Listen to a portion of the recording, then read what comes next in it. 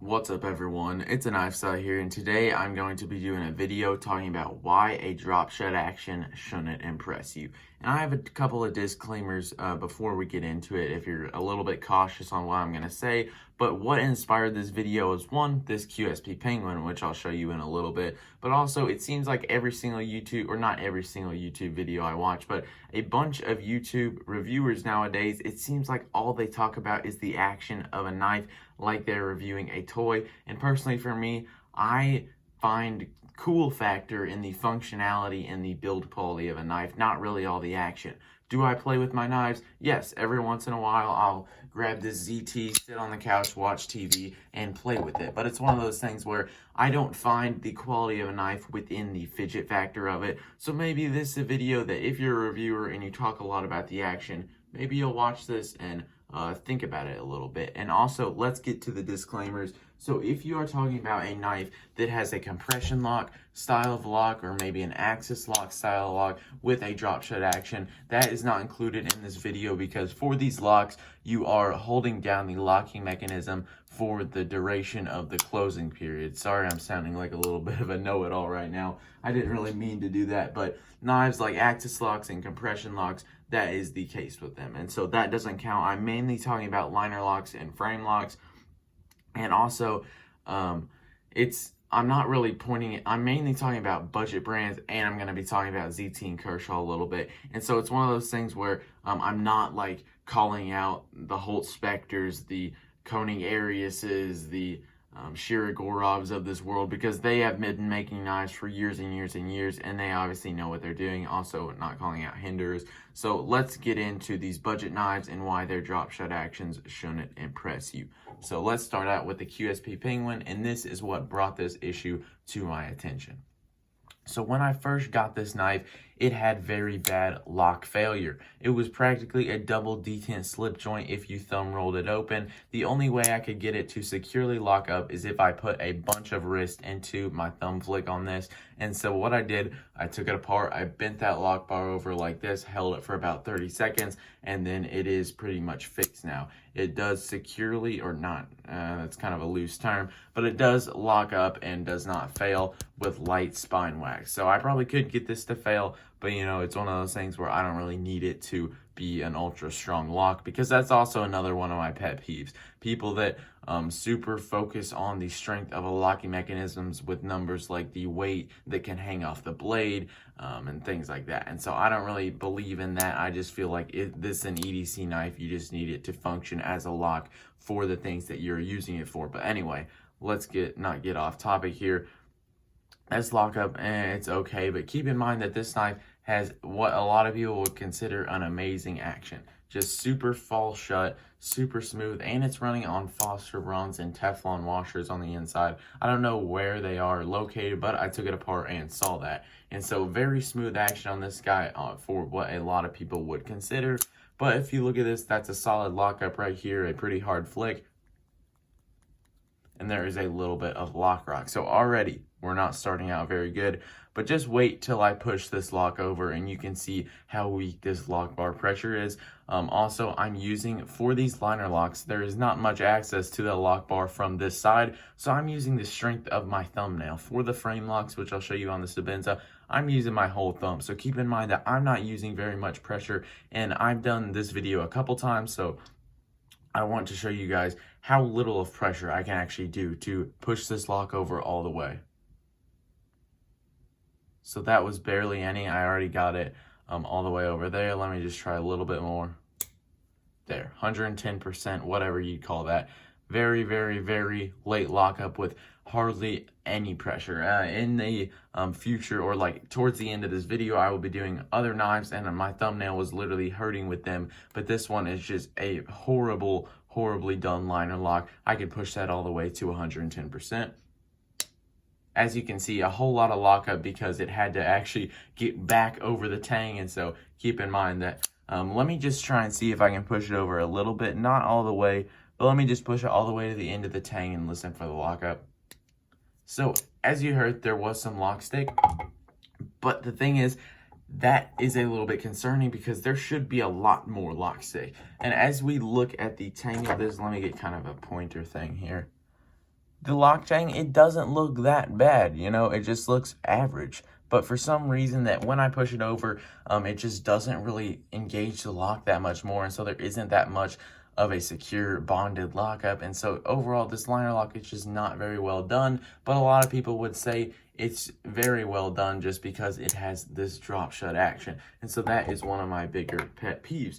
Let's talk about some more knives with this issue and then comparing to other knives. So the ZT has kind of the same thing, but obviously it's not as bad as the QSP Penguin. And I doubt that every single QSP Penguin out there is like this. That's probably a fail from the factory, but it's one of those things where I doubt that they're that far away. I bet that you could push the lock over on your QSP Penguin anyway. Let's talk about the ZT. So secure lock up there, and I can wiggle out just a little bit of up and down blade play. I am using a whole lot of strength to do this, so you're not going to fail this knife.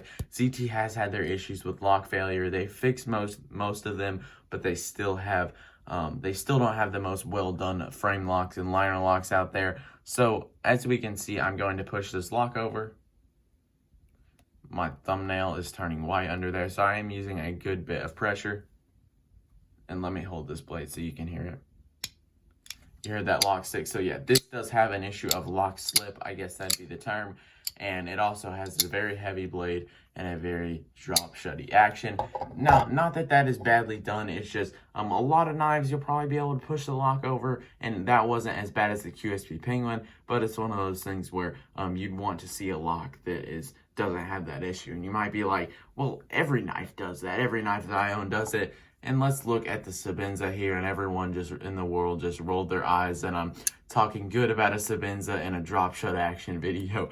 But let's just look at the action of this first of all. You can really see with this knife the difference between higher lock bar pressure. So let's look at this. Drops to my thumb when I have that lock disengaged. Now let's watch me drop this shut. There it goes.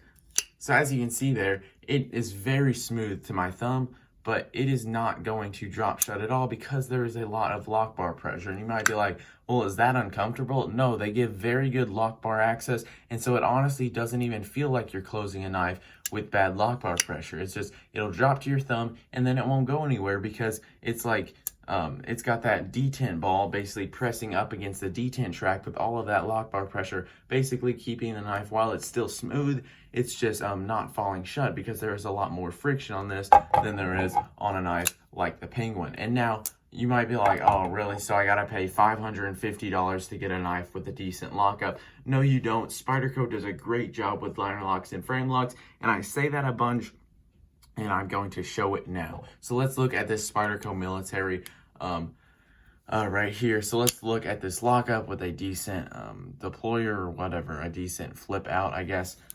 No lock rock on this whatsoever, so no issues with that. And as you can see, let me see if I can push this over. This is kind of tight because it's an earlier lockup, but there we go.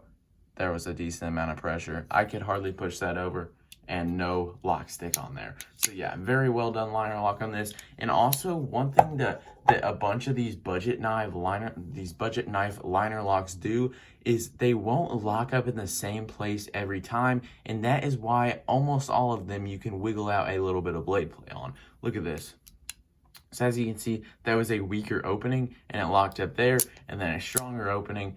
Okay, that actually looks like it locks up in the same place. I don't even know. I've seen that a bunch with CGRBs, which I will show in the future, but that is why they have a lot of lock stick. They just don't lock up in the same spot every time. And let's look at this Spyderco military. Actually, let me show a CGRB first. Here is a feldspar. Sorry, the action's a bit gritty. So there is the lockup there. It's hardly making contact with that blade. Yes, I know that was a slow opening, but here it is making a little bit more contact with that blade. So it's one of those things where these lock up in different positions. So when you lock it up with a slower opening, that now has lock rock to it. I hope you guys can understand what I'm saying. Let's look at the Spyderco military. So very, very slow opening, and look at it move.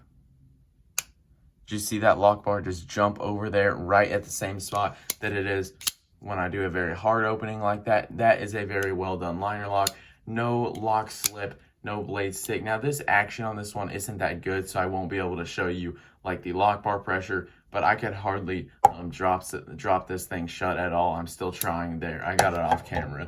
But here for the Gale Bradley 2, let's look at the lockup on a decent flick.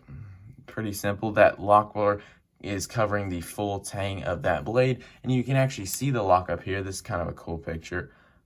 You can see the pocket length around there and where that lock bar engages with that tang.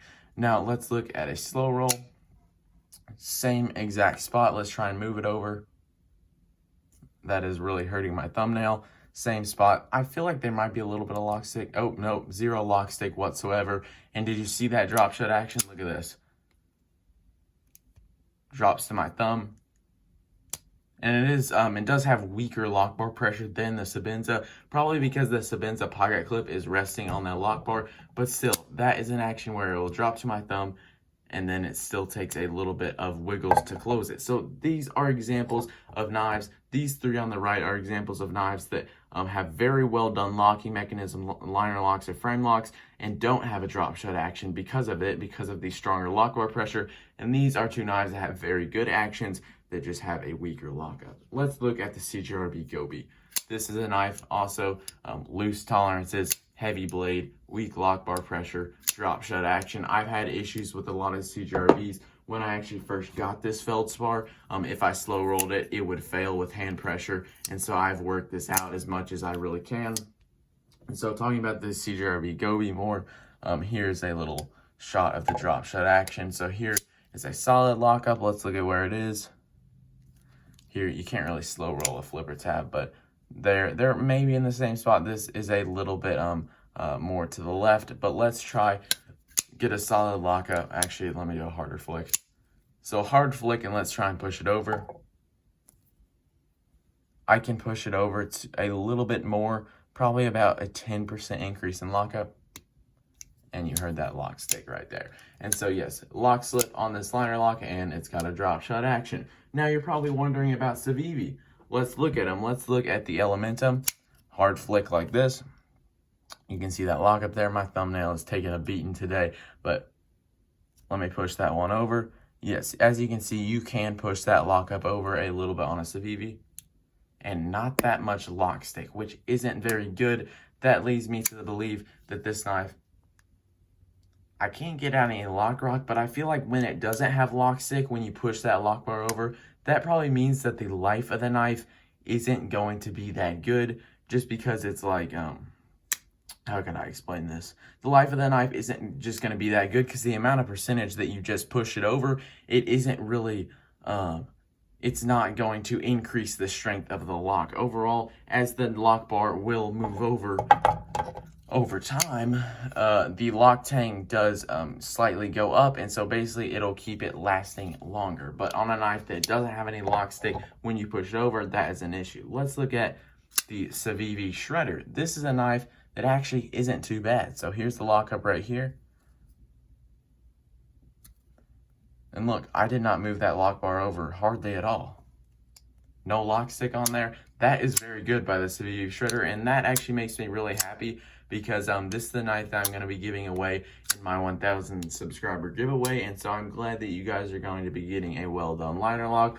Now, I think I'll give away my QSP Penguin because it still functions, but I really don't know what I'm going to do yet.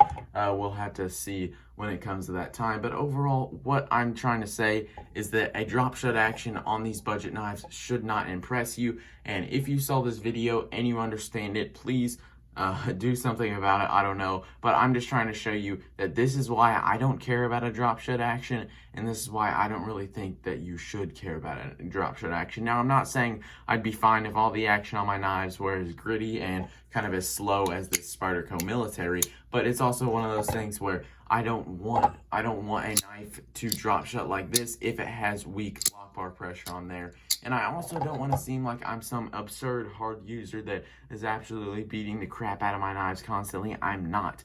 But what I am saying is that these liner locks are not very well done. They're not going to survive for that many years. And it's really just, I would like to see these budget knives do better work with their liner locks. And so that's going to do it for the video.